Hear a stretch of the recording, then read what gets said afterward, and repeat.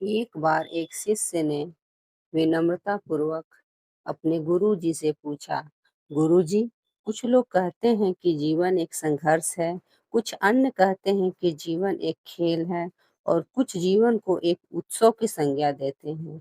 इनमें कौन सही है? गुरुजी ने तत्काल बड़े ही धैर्यपूर्वक उत्तर दिया, पुत्र, जिन्हें गुरु नहीं मिला उनके लिए जीवन एक संघर्ष है, जिन्हें गुरु मिल गया उनका जीवन एक खेल है और जो लोग गुरु द्वारा बताए गए मार्ग पर चलने लगते हैं, मात्र वे ही जीवन को एक उत्सव का नाम देने का साहस जुटा पाते हैं।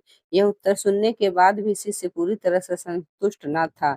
गुरु जी को इसका आभास हो गया। वे कहने लगे, लो तुम्हें इसी संदर्भ में एक कहानी सुनाता हूँ। ध्यान से सुनोगे तो स्वयं ही अपने प्रश्न का उत्तर पा सकोगे। उन्होंने जो कहानी सुनाई वो इस प्रकार थी। एक बार की बात है, किसी गुरुकुल में 3 शिष्यों ने अपना अध्ययन संपूर्ण करने पर अपने गुरु जी से यह बताने के लिए विनती की कि उन्हें गुरु दक्षिणा में उनसे क्या चाहिए। गुरु जी पहले तो मंद मंद मुस्कुराए और फिर बड़े स्नेह पूर्वक कहने लगे, मुझे तुमसे गुरु दक्षिणा में एक थैला भर के सूखी पत्तियां ले चाहिए, ला सकोगे? वे तीनों मन ही मन बहुत प्रसन्न हुए, क्योंकि उन्हें लगा कि वे बड़ी आसानी से अपने गुरु जी की इच्छा पूरी कर सकेंगे। सूखी पत्तियां तो जंगल में सर्वत्र बिखरी रहती हैं। वे उत्साहपूर्वक एक ही स्वर में बोले, जी गुरु जी, जैसी आपकी आज्ञा।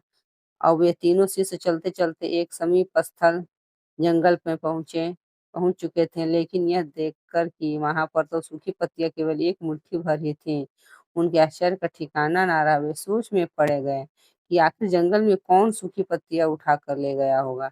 इतने में उन्हें दूर से आता हुआ कोई किसान दिखाई दिया।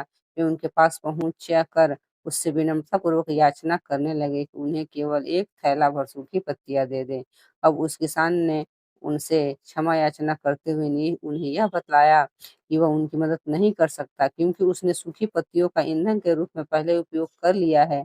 अब वे तीनों पास में ही बसे एक गांव की ओर इस आशा से बढ़ने लगे कि हो सकता है वहां उस गांव में कोई सहायता कर सके।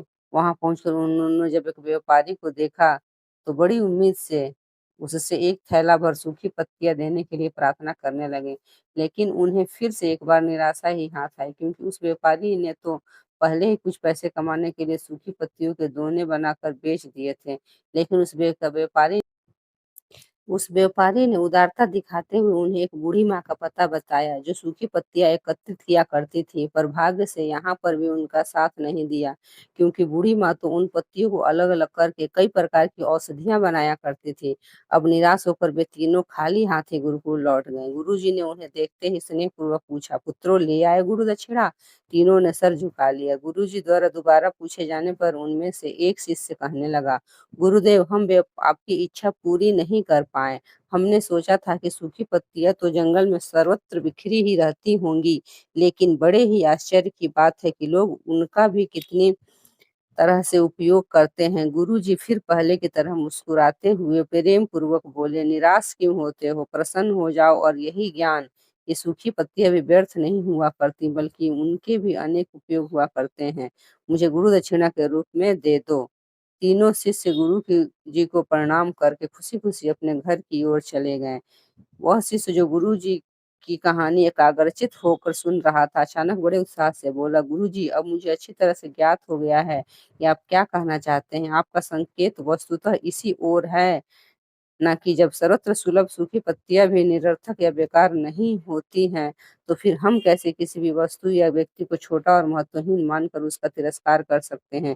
चींटी से लेकर हाथी तक और सुई से लेकर तलवार तक, सभी का अपना अपना महत्व होता है। गुरु जी भी तुरंत ही बोले, हाँ पुत्र, मेरे कहने का भी यही तात्पर्य है कि हम जब भी किसी से मिलें तो उसे यथा योग्य मान देने का भरसक प्रयास करें, ताकि आपस में स्नेह, सद्भावना, सहानुभूति एवं सहिष्णुता का विस्तार होता रहे और हमारा जीवन संघर्ष के बजाय उत्सव बन सके।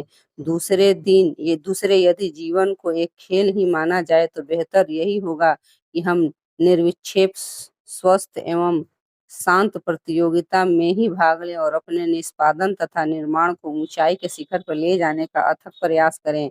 अब शिष्य पूरी तरह से संतुष्ट था।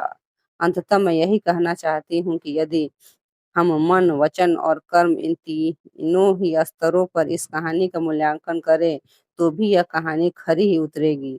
सबके प्रति पूर्वाग्रह से मुक्त मन वाला व्यक्ति अपने वचनों को से कभी भी किसी को आहत करने का दुस्साहस नहीं करता और यही उसकी उसकी यही ऊर्जा उसे पुरुषार्थ के मार्ग की समस्त बाधाओं को हर लेती है। वस्तुतः हमारे जीवन का सबसे बड़ा उत्सव पुरुषार्थ ही होता है, ऐसे विद्वानों का मत है। नमस्कार दोस्तों, कहानी अच्छी लगी हो देख लाइक जरूर करें। धन्यवाद।